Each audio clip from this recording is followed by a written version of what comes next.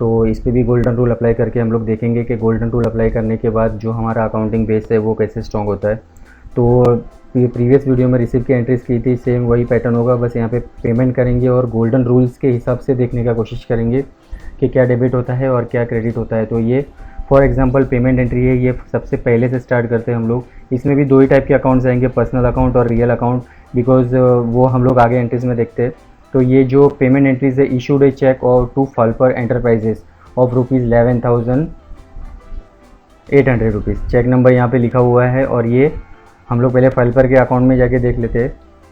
तो ये जो फाल्पर का अकाउंट है, फाल्पर का अकाउंट 16, यहाँ पे एक परचेज बिल डाला हुआ है वॉश बेसिन का 11,800 रुपीज़।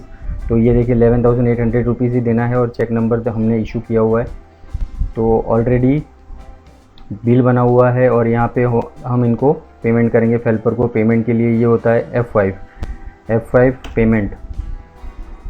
गेटवे ऑफ टैली से वीट प्रेस कर लेना है तो अकाउंटिंग वाउचर आ जाएगा और F5 करेंगे तो पेमेंट आ जाएगा। तो यहाँ पे 17 की डेट है, तो 172022 और यहाँ पे डेबिट क्या होगा तो वही देखना है। यहाँ पे देखिए इशूड चेक टू फाल्पर एंटरप्राइज। इसमें फाल्पर एंटरप्राइज है वो है पर्सनल अकाउंट। लास्ट वीडियो में भी बताया था कि कंपनी होती है और जो भी नाम वगैरह होते हैं और बैंक वगैरह होते हैं वो पर्सनल अकाउंट में आते हैं। तो फाल्पर एंटरप्राइज एक कंपनी है और वो पर्सनल अकाउंट में आता है। और दूसरा हमने चेक इशू किया तो चेक कहाँ से जाएगा, हमारी बैंक से जाएगा, तो दूसरा अकाउंट इसमें बैंक का आता है। तो ये दोनों भी पर्सनल अकाउंट में आता है। और ये debit the receiver credit the giver, इसका रूल है गोल्डन रूल। तो Falper Enterprise debit the receiver credit the giver, debit the receiver, तो जो रिसीवर है वो फाल्पर एंटरप्राइज है। फाल्पर एंटरप्राइज को पैसा मिलने वाला है तो उसको डेबिट करेंगे हम लोग, और क्रेडिट द गिवर मीन्स हमारी बैंक दे रही है तो उसको हम क्रेडिट करेंगे। तो यहाँ पे देखिए टैली अपने आप उठा ही लेता है जब पेमेंट की एंट्री करती है, तो डेबिट द रिसीवर। बट हमको ये नॉलेज होना चाहिए, तो इससे हमारा बेस स्ट्रॉन्ग होता है। 11800 अगेंस्ट ये वाले बिल के, यहाँ पे देखिए 0 हो गया है और यहाँ पे ऑलरेडी वो डेबिट, ये क्रेडिट था हमको देना था, तो यहाँ पे ऑलरेडी डेबिट हो गया है, 0 हो गया बैलेंस। और यहाँ पे क्रेडिट में आ जाएगा हमारा बैंक जो कि है HDFC। तो ये भी आ गया यहाँ पे। तो यहाँ पे वो रूल अप्लाई करके बता दिया मैंने। यहाँ पे हम लोग चेक नंबर डाल सकते हैं इंस्ट्रूमेंट में, और यहाँ पे नहीं डालना है तो यहाँ नीचे नरेशन में भी डाल सकते हो। इससे क्या होगा, आपको अंदर जाके नहीं देखना पड़ेगा, बाहर से डायरेक्ट देख सकते हो। तो चेक नंबर है 212562 और अंदर भी डाल सकते हो और वो भी बेटर रहेगा। तो यहाँ पे तो मेन हम लोग वो नहीं देख रहे, हम लोग गोल्डन रूल सीखने की कोशिश कर रहे हैं एंट्री के हिसाब से। तो ये फर्स्ट एंट्री हो गई और अभी हम लोग इसके लेजर में भी जाके देख लेते हैं फाल्पर एंटरप्राइज। तो ये टैली हो गया सामने सामने, ठीक है। अभी सेकंड वाला जो है वो ये इसमें दोनों पर्सनल अकाउंट थे, फाल्पर एंटरप्राइज और बैंक। फाल्पर एंटरप्राइज जिसको हमको पे करना था हमारा क्रेडिटर था, और बैंक जो कि हमारी बैंक है जिसके थ्रू पैसा जा रहा है। तो इसमें दोनों पर्सनल अकाउंट थे। अभी ये सेकंड वाला देखेंगे, paid to Suresh Lalwani 15340 rupees in cash. तो यहाँ पे ये जो सुरेश लालवानी है ये पर्सनल अकाउंट में आता है, पर्सनल नेम है, और कंपनी होती तो भी पर्सनल में आता है, ये पर्सनल नेम है तो भी पर्सनल अकाउंट में ही आएगा। और ये जो कैश है ये रियल अकाउंट में आता है। प्रीवियस वीडियो में भी मैंने बताया था ये टेंजिबल एसेट है और इसको मनी में मेज़र किया जा सकता है, जिसको हम टच कर सकते हैं। तो ये कैश है, तो कैश टेंजिबल में आता है और रियल अकाउंट में आता है। और इनटेंजिबल में आते हैं जो भी कॉपीराइट वगैरह होते हैं, ट्रेडमार्क्स वगैरह, जिनको हम टच नहीं कर सकते बट वो उनको मनी में मेज़र किया जाता है।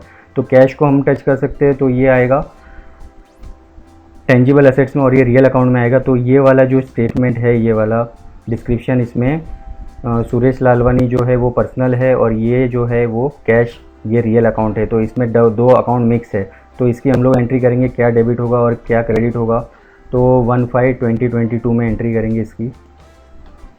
तो यहाँ पे 15/2022 और वही पेमेंट F5 से करेंगे। और यहाँ पे देखिए debit the receiver credit the giver, तो पर्सनल अकाउंट के हिसाब से डेबिट द रिसीवर होगा, तो जो रिसीव कर रहा है उसको डेबिट करेंगे। तो यहाँ पे ऑलरेडी डेबिट लिखा हुआ होता है टैली की तरफ से, बट हमको भी ये पता होना चाहिए, लालवानी, सुरेश लालवानी कितना है, देखो 15340, ये क्रेडिट है मतलब हमको देना है। अभी यहाँ पे हम डेबिट करेंगे तो वहाँ 0 हो जाएगा, 15340 यहाँ पे 0 हो जाएगा अभी, बिकॉज ये डेबिट हो रहा है, डेबिट द रिसीवर अगेंस्ट ये बिल के। देखिए यहाँ पे 0 हो चुका है। और यहाँ पे क्रेडिट में क्या आएगा, क्रेडिट में आएगा कैश। अभी इसको हम लोग गोल्डन रूल के हिसाब से समझते हैं कि कैश क्यों हुआ, कैश जा रहा है हमारे पास से, debit word comes in, credit word goes out. तो क्रेडिट व्हाट गोज़ आउट, जो जा रहा है उसको क्रेडिट करो, इसका मतलब ये है क्रेडिट व्हाट गोज़ आउट।